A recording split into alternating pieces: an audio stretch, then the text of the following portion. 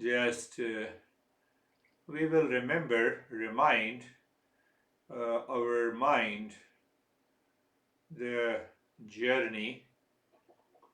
Three big questions: Katham jnanam apnoti, Katham muktir bhavishyati, Katham vairagyam cha katham praptam. So my guru, the Janaka, is asking that how to attain the knowledge of the real self, how to attain the state of dispassion and liberation or awakening. Simple answer the master gives is that muktim ichhasi chetat vishayan vishavat tyaj. So there is another explanation. Simply means, literally it means that we should leave the objects of the senses. Object is nothing but the objective reality. And objective reality means the world outside. And the world outside is mithya, is false. So again ask the question. So the process of negation works here. What is that process of negation?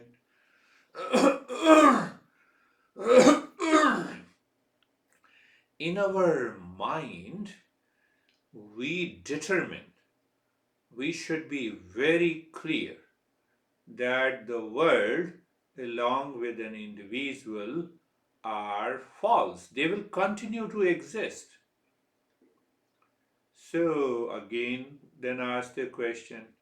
Basically, I will start, that's 578 topics from the next week. So I'm taking some of the ideas from Ashtavakra Gita. So the negation does not mean that we should destroy the way we should destroy, but we should be very clear that this is mithya, this is false. What is false? It does not have an independent existence. One, that is one way to understand it, is constantly changing. Two, and it does not remain same in time. So when we use these three factors, then I see this body is also the part of the world. So my perception becomes clear that I am not the body. So why we negate it? Because my perception should be clear. I should be able to see what is right, what is truth, what is real self, and what is existence. So he says in the next line that when the mind lives in forgiveness, kindness, simplicity, and follow the truth like a nectar, then our perception changes. Nothing changes outside. The wave will continue to exist. The mirage water I will continue to be able to see.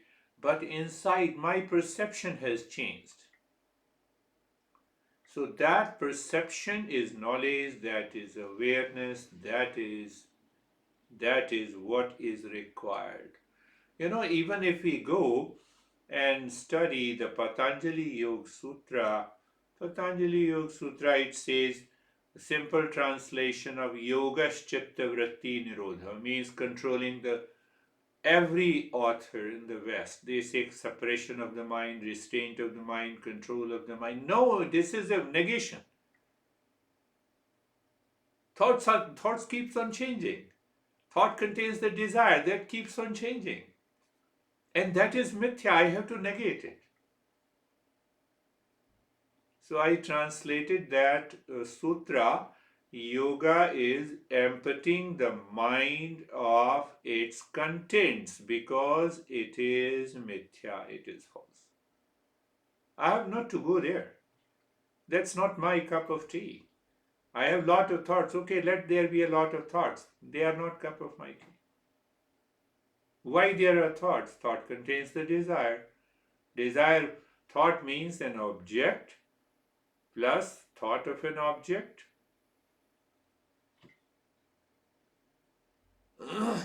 So Ashtavakra is taking care in a different way.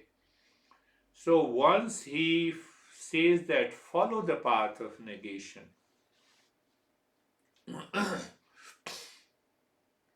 mithya means that does not have an independent existence. What is body? Can you point out where is your body? The moment you point out, it is forehead. No, this is eye, this is cheek. Where is the body? There is no body at all. Like this, there is no individual. Like this, there is no world at all. The world consists of mithya. No, this is my home. Okay, let me point out. Where is your home? This is the room. This is the washroom. This is kitchen. No, where is the room? So that is why our master says, I have to contemplate, I have to analyze. I don't leave the impressions of my mind as it is. Because if I leave those impressions in the mind as it is, then there is no right perception. So as such, there is no body. So this body will not be destroyed by changing my perception that I am not the body. What is the conclusion? I am not the body because I negated it. Why I negated it? Because it is false. Why it is false? It does not have an independent existence. Think, your body has an independent existence, then it will never die. It does not change in time, so it will never die. So there is a fourth definition of the mithya, that neither it exists nor it does not exist. It is in between. We cannot say that it exists. We also cannot say that it does not exist. I feel, I experience. I experience the senses, I experience the body, I experience the world, I experience everything. So ask the question again. I experience. So what I experience is always true? No. Oh, so we have reached to the point that it is mithya. What I see is always true. What I perceive through the five senses is always true. The answer is no. So it means senses and the mind cannot give me the true picture of what is real self, what exists. How easy it is. So, but Ashtavakra gave a very simple answer in the next verse. He says that we are none of these five elements. Why? These five elements are constantly changing. One more point is very important to understand. Then we may ask the question that then why there is a body? Why I am an individual? Why there? Yes. Existence has organized the different parts intelligently. That is why we have a smartphone. Different parts are organized intelligently. Car, different parts are organized intelligently for a particular purpose of driving, for a particular purpose of receiving the call, sending the message. Same way, the different parts are organized intelligently to manifest as body for a purpose. And what is that purpose? To realize the real self.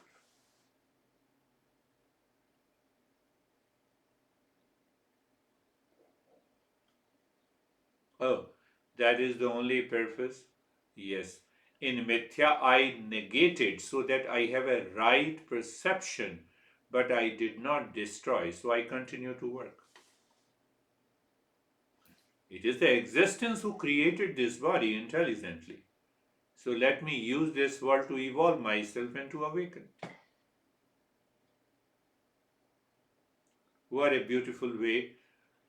Ask your mind, do you have any doubts? So the moment Ashtavakra says, na prithvim, na jalam, na agni, na vayu, na vayu, va bhavan, esham sakshinam atmanam chidarupam vidhi mukta. You are a witness consciousness, and that is your real self. You are the pure consciousness. The moment you perceive that you are the real self, now he has answered all the three questions. When I am a pure consciousness, that is the knowledge. Yes. What is the knowledge of the real self? The consciousness. So when I recognize and realize that I am the pure consciousness and that is me, there is a natural state of dispassion. The natural state. Yadi. Now the Ashtavakra gives that did you understand it? Did you contemplate and reflect? So what we should do is to just go through these verses and then we say, oh, let me contemplate, let me analyze it, let me observe, let me reflect it. To contemplate why for clarity and conviction and reflection to remove all the doubts. So when all the doubts are gone in the mind becomes pure and the mind will reflect the pure consciousness. So then the Ashtavakra, if I say so, that he has given a practice, but it is again a non-practice. Yadi deham prathakratya chiti vishramya tishtasi. I'm just summarizing so that we will remember it in this new year and we will focus on these verses in our journey forward. Yadi deham prathakratya chiti vishramya tishtasi adhunaiva sukhi shanta bandhamukto bhavishyasi. Separate the body from the mind. Allow the mind to settle within. You have peace and happiness here and now. And if you continue the journey, the liberation is also there. What it means, if we summarize the previous three verses, knowledge of the real self, dispassion, and then liberation. Then in the second verse, he says negation, follow the path of negation. You reject the world and the objects of the world. Rejection means the negation. Negation here means analyzing, contemplating and reflecting, and the mind with the determination and clarity inside the head understands, let me change my perception. So when I look at my honey, my mind does not say, I am the body, hence she is my honey. Internally, it is happening in the knowledge. So my perception has changed. Why my perception has changed? Because the knowledge is there in the mind. What kind of a knowledge? Knowledge between the real self, unreal, and the false are there. So I am very clear about the false.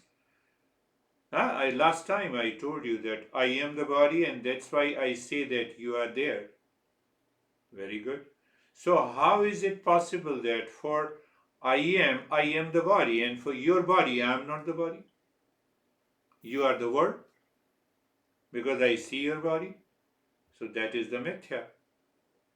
So it means I am moving in delusion and in ignorance. Eastern wisdom says remove that ignorance and you find the real self. To remove the ignorance, I contemplate and reflect. Again, I am saying I contemplate and reflect that what is mithya, what is real. Real is always exist. It is pure existence. It does not change in time. It is not constantly changing. That is why it is eternal. Mithya is constantly changing. It does not have an independent existence. It is neither, we cannot say that it exists, we cannot say it does not exist. So we live as it is. But there another master clearly says that what we see in the world is intelligently organized for a purpose. And that purpose is our conscious evolution and transformation. That evolution, why we are given a free intellect to recognize the real, unreal, and the false. So they have intelligently organized. So when we do this, now if we look back into the fifth one, Natvam Vipradiko Varno Nashrami Nakshugochara Asangosi Nirakaro Vishwasakshi Sukhi Bhava. So the master is pointing that now do you have a right perception? So in that right perception, do you see that you are unattached? You are unchanging? You are a witness to the entire world? And if you live with that right perception, you are happy here and now. So through that perception, it is not a matter of practice. Through that perception, now you start thinking, speaking, and living in the world. So then what do you see? So the master says, Natam Vipradiko Varno Nashrami Nakshagochara. You don't belong to any caste or creed or gender or age or the sex. That causes lot of challenges.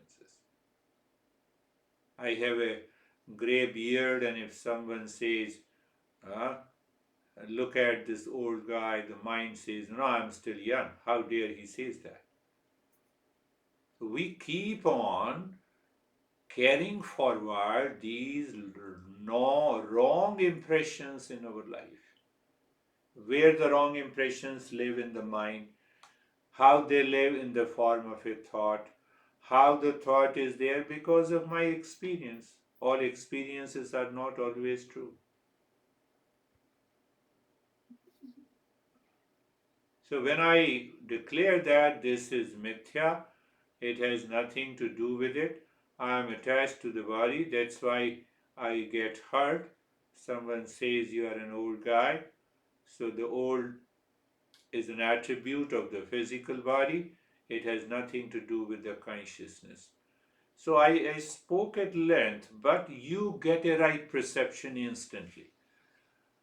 You have a right knowledge, you have a right awareness. So when you have that right awareness, then asangosi nirakaru, what I spoke before, asangosi, unattached.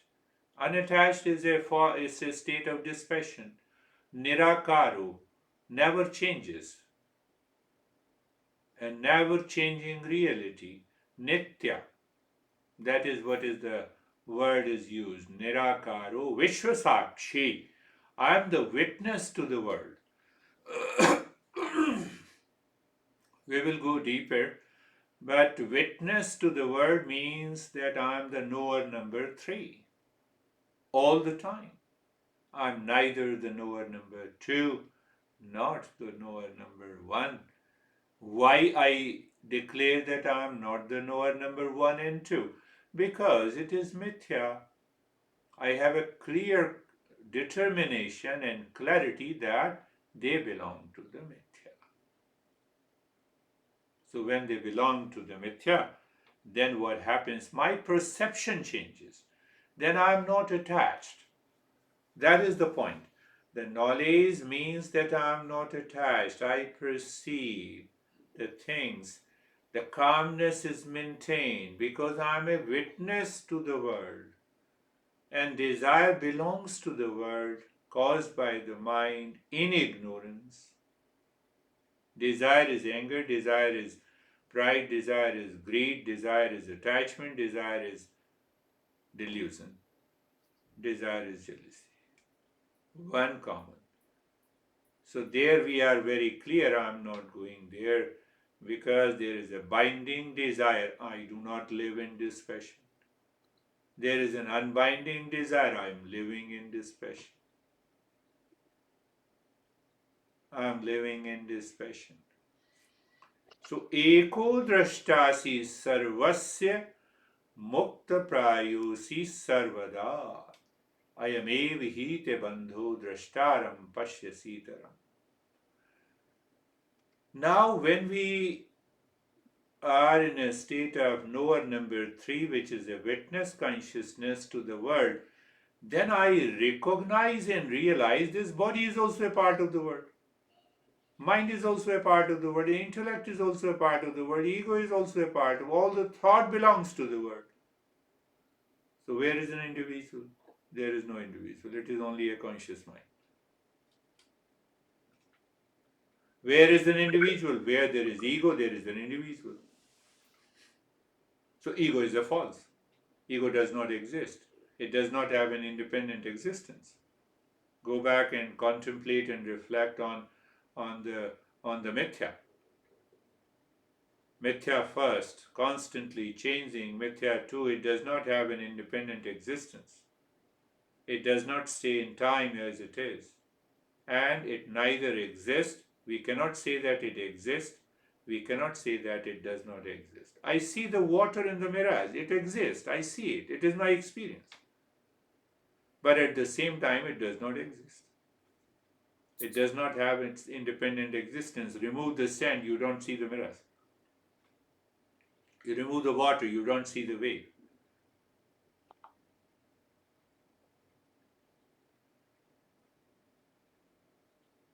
The same way we live in our sunrises. Sun never rises, sun never sets. We see the earth is stationary, it is not.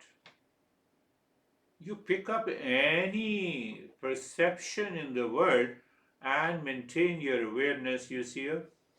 So then who am I? I'm only a witness consciousness. So when I recognize and realize that I'm only a witness consciousness, then are there many witnesses or only one witness? It is only one witness. It is only one consciousness. Oh, it is only one consciousness, then you and me are not different? Yes, we are not different. We are the same one consciousness. No, but then still we feel that we are different. So you are contemplating again and again. How do I see that I am different from you? Because I am the body. Your body is different from mine. So my mind again returns to the ignorance. It says, here, there you are sitting and I am sitting here. Who is sitting? It is the body which is sitting. I am not. So constantly we have to negate the mithya. When we negate the mithya, that real self is nothing but the Supreme Self. That is the point I want to make it. In the beginning, when we start our journey, we say there is a real self, it is a witness consciousness. So at an individual level, it is a witness consciousness. At a universal level, it is Brahma. We say it is the Supreme Consciousness.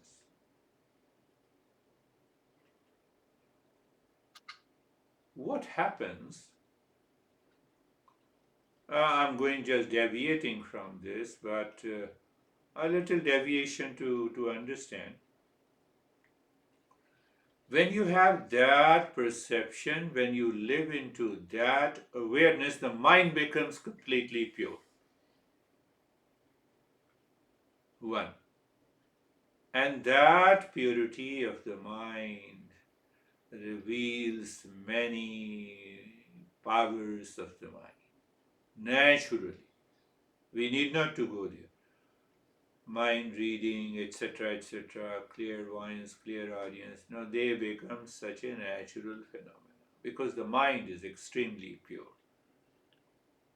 Why? Because you are in that state of a witness consciousness. That is the deviation. It becomes so normal.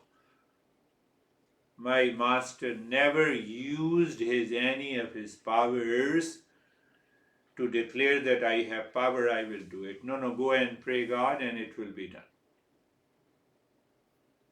Because that is totally another area where we fall into our experiences. I have read your thought, you have read my thought, and then the moment I say I have read it, I created an ego. I say ego is real.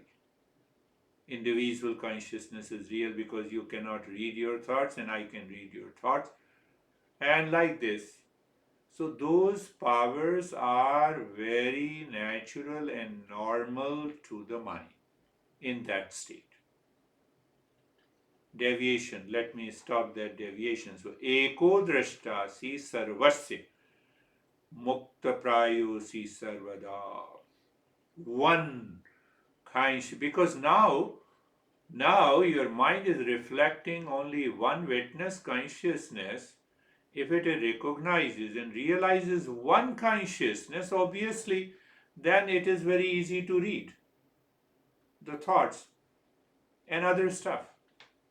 But definitely, it is not required in the journey. Let it come on the way, let it go on the way. You continue to live as real self with reference to the body, as supreme consciousness with reference to the entire universe.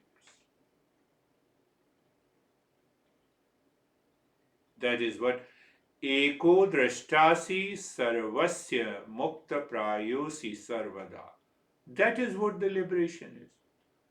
That is what the awakening is. Ayamev hi te bandho drashtaram pashyasitaram. Why the Ashtavakra challenges the mind of a Janaka who says, why you see that you are in a bondage? There is no bondage. Why you see that? Why you see that? So then in another verse, the master says that Naham Kartati Vishwasamratam Pitva Sukhi Bhava.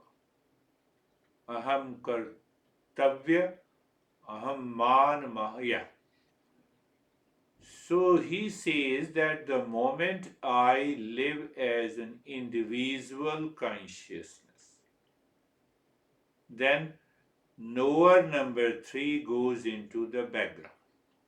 The mind is filled with one idea, one thought that I am an individual. The moment I say I am an individual consciousness with reference to the body, mind, intellect, thought, intelligence, I separate the world.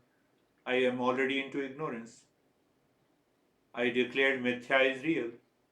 So as long as I continue to see, so he gave a beautiful example that like a black snake has bitten you, and that black snake is nothing but the ego.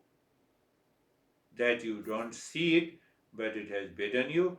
That is why you see that I am different from you, I am separate from you, I am more intelligent, I am a boy, gender, irrespective. Lot of differentiation is there. So it is in my mind. It is not in the world outside. The world does not say you see them differently. My mind perceives them differently. That is why the Buddha declared that the world is samsara and the samsara is suffering. That is why the first four noble truths he spoke to five Brahmins once he reached to that stage, and those five Brahmins were his colleagues, receiving a training under a master, the same master. So look at even now it came to me spontaneously. So there were six colleagues, and they were doing all the practices of Hatha Yoga, uh, sleeping on the naked floor with lot of stones are there. They were doing Hatha Yoga practices for 3 to 4 hours. They were fasting only one meal at a time. All were reduced to a skeleton. He did all the practices and he was sitting under a tree.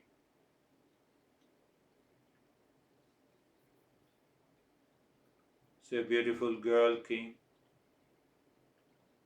and that girl offered the payas. We say the payas means it is milk with the rice, kheer, with the sweet. And that went to each of the colleagues. Five colleagues refused to take it because it was the vow, the promise from the master that they should only eat only one meal a day. And then she went to the Buddha. Buddha accepted this and he felt total calmness. And he started inquiring from where this calmness has come. Is the calmness in that sweet desert, or is it because I'm sitting under a tree, or no, I'm just aware of the calmness. It is independent. So when it is independent of the body, then why should I follow such a strict austerity and a penance? Why should I stand on one feet? He recognized that. That is a part of dispassion. He witnessed, he entered into the Noah number 3. Oh, well, this is in the body is independent. Body will one day it will be fragmented and it will be reduced. Oh, it is not. It is mithya.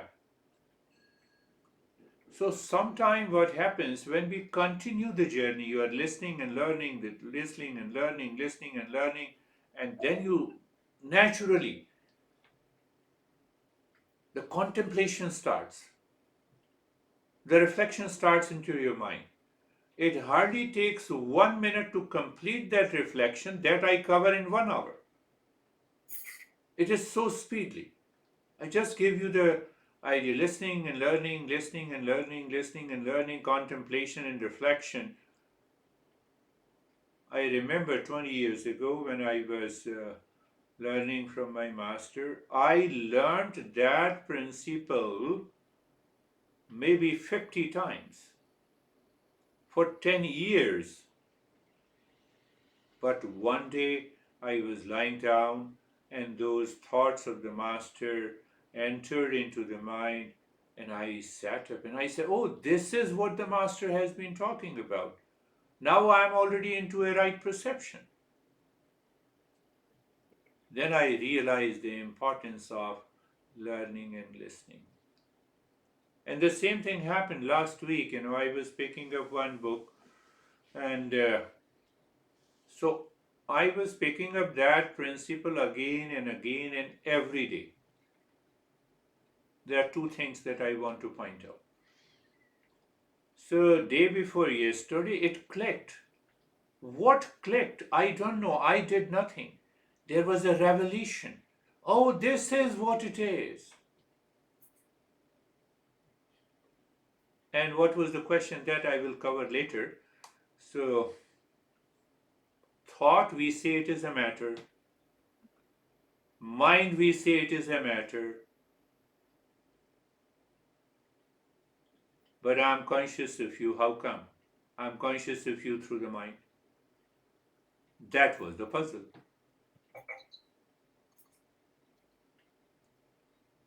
Day before yesterday, I said, oh my goodness, this is what it is. So that is why we say that constant listening and learning, contemplation and reflection are required. And we will continue those practices also. Ahem. So then we go to the next verse. We have covered, I think, 9 or 10. Yeah, 10 verses. So the ninth verse, Eko Vishuddha Bodho Ham Iti Nishchaya Vahinana. So the master says, Eko Vishuddha Bodho Ham. There is only one consciousness, and I am that consciousness. Bodho Ham. Whether you say I am pure awareness or you pure consciousness, that is the translation. Eko Vishuddha Bodho Ham. Iti. Does your mind clear about it? Does your mind do not have any doubt about it that you are pure consciousness? The moment it is a doubt, how the doubt comes? When the knowledge sleeps. When the knowledge sleeps, when I live in ignorance, what that ignorance is? It is wrong notion.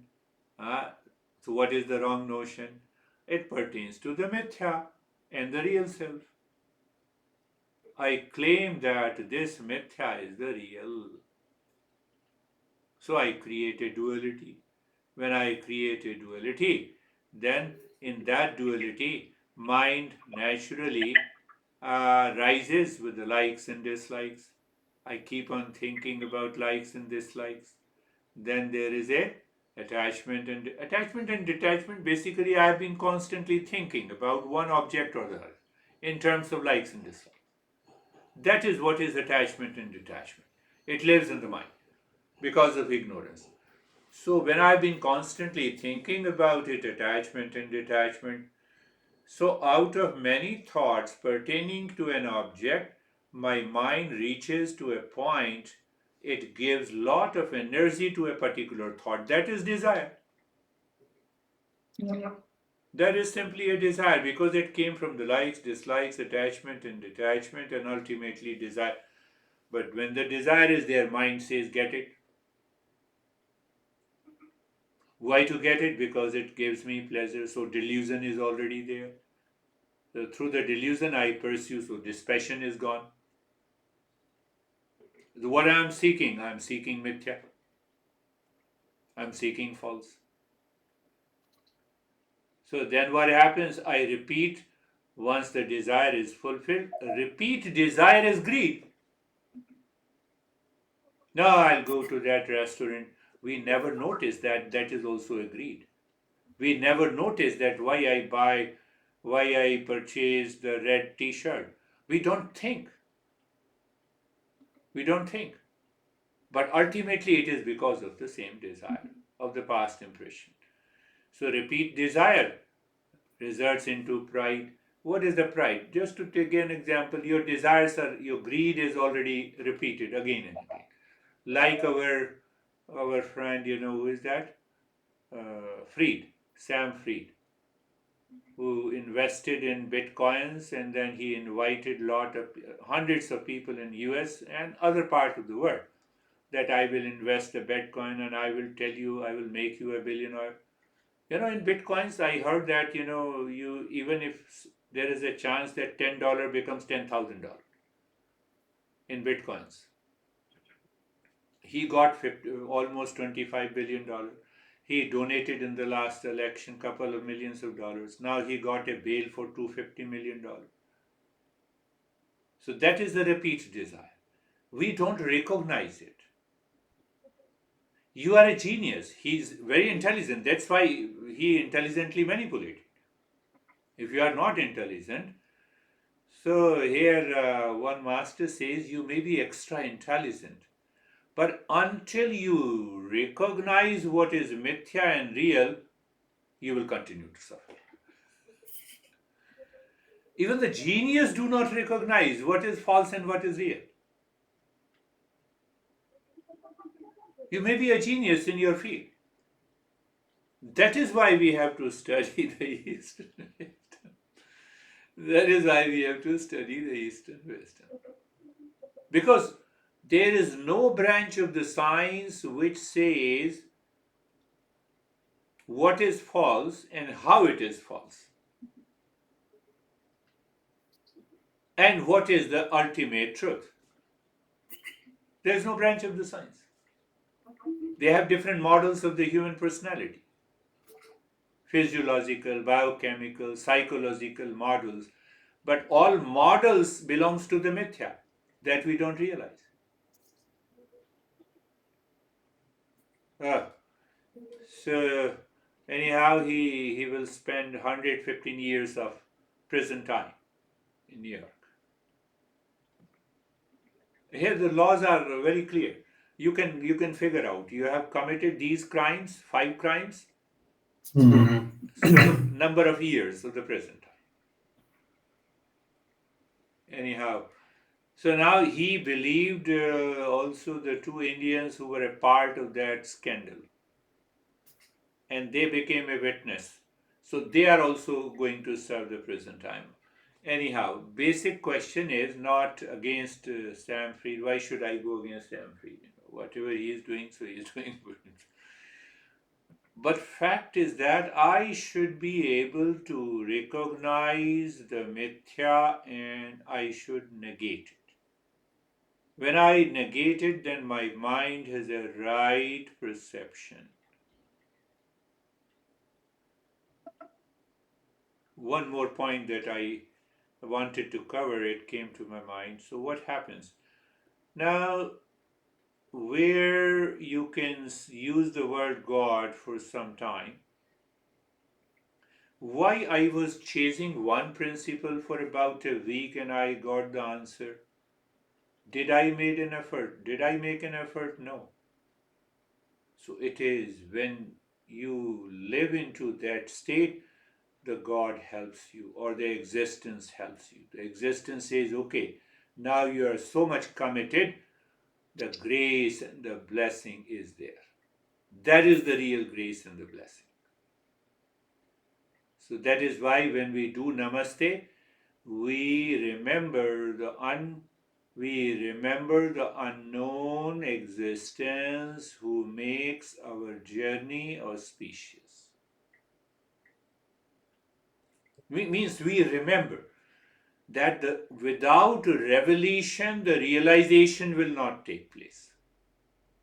That is the point. But without revelation will only take place when I am following the path of the Eastern wisdom. Following the path of the Eastern wisdom gives the greatest importance to the purity of the mind.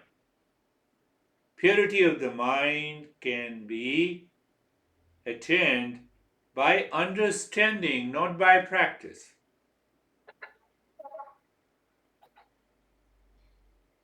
By understanding, here is mithya, here is real, here is a false. So the moment I recognize what is false at every moment in my life, I live consciously, recognize this is mithya, it continues to exist. So the dispassion is already there. In that state of clarity and the purity of the mind, the revelation takes place. Revelation in the form of a thought also. It does not mean you are not in a meditative state. Thought comes, it reveals, it is gone.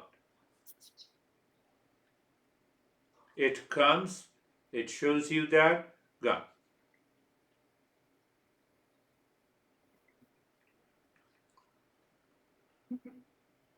Veet shokaha sukhi bhava. The ninth we have done, yeah. Yatra vishwam idam bhati kalpitam rajju sarpavat. Now, through the metaphor, simile, he confirms that. Bodhastvam sukham bhava ananda paramananda yatra vishwam idam bhati kalpitam, the way The snake continues to appear in a semi-darkness in a robe, the same way you are that supreme consciousness on which the world continues to appear like a snake.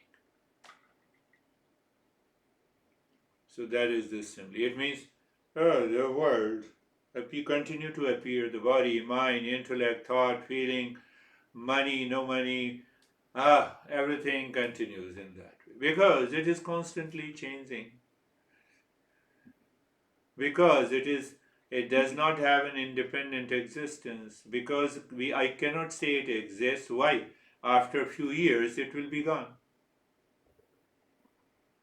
It is constantly changing. It does not have an independent existence. So there is no I in that changing. There is no I in that existent or non-existent. Oh, so what he said, yatra, like the snake is seen in a rope. Fact is that it is a rope. The same way the world is seen as a snake on the rope. Rope is the real one. So what is that rope? That is pure consciousness. Where is that consciousness? So Master defines Ananda Paramananda. Not only it is happiness, but it is ultimate happiness. It is permanent happiness. Sabodhastvam sukham bhava. You are that pure ultimate happiness. And so the Ashtavakra says, so when you have already attained, you recognize, you have realized, so remain happy, be happy. I want to throw some light on another topic connected to this.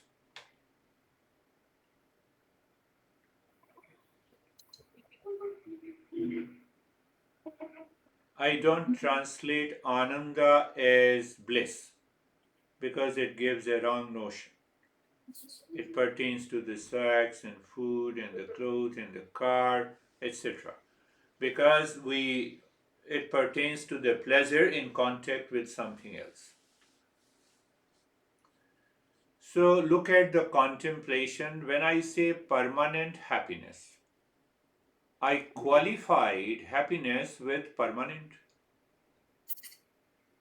I qualified happiness with the permanent. So what happens, that our masters, the way they have written these verses are compressed folders.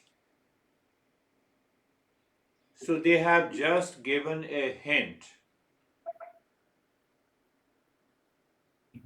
As a seeker, if I don't open this by constant listening, learning, contemplation, and reflection, nothing will work. That is the first point to make it. Constant contemplation and reflection.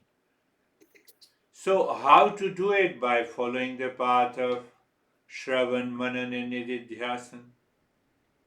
Now ask the question, why to open it? To open it in order to remove the ignorance of the mind.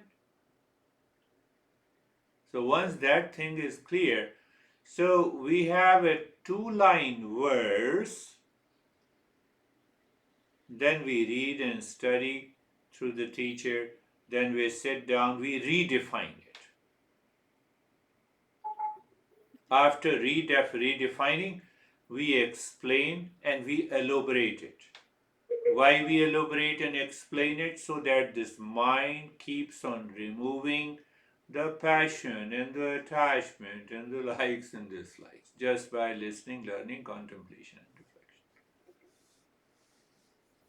Permanent happiness. So, a happiness, I have a natural experience of a happiness or a pleasure, which is a short term happiness. in eating a particular food I like, in wearing a dress that I like, in buying a phone that I like, in driving a car that I like. But that happiness remains as long as the mind is in contact with that object. 10 minutes, 15 minutes, 1 hour. Is there any object in the world that can stick to me permanently? Answer is no. Even the body will try to reject it. Enough is enough. No. You cannot do sex 24 hours. You cannot drink coffee 24 hours. You cannot eat pasta you like 24 hours. You cannot keep even a single pair of a cloth for a couple of weeks. Not possible.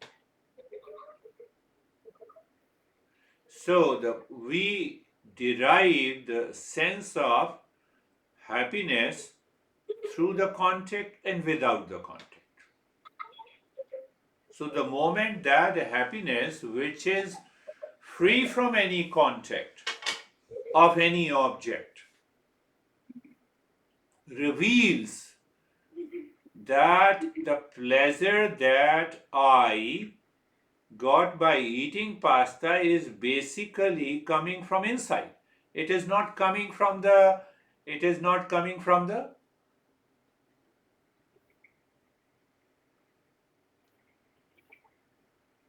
it is, yeah, it is not coming from the, it is not coming from the object of the world.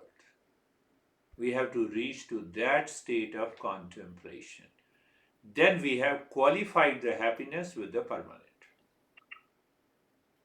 And now you say happiness permanent. You qualify the permanent with the happiness. That is the journey of the Eastern wisdom, because we treat the path with happiness. We don't treat the path with lot of stress, because the stress belongs to the world, it does not exist. So see that Anandam Vai Brahma, or simply say permanent happiness. At least I would say 20 masters have given the explanation that runs into hundreds of pages. Why we should understand.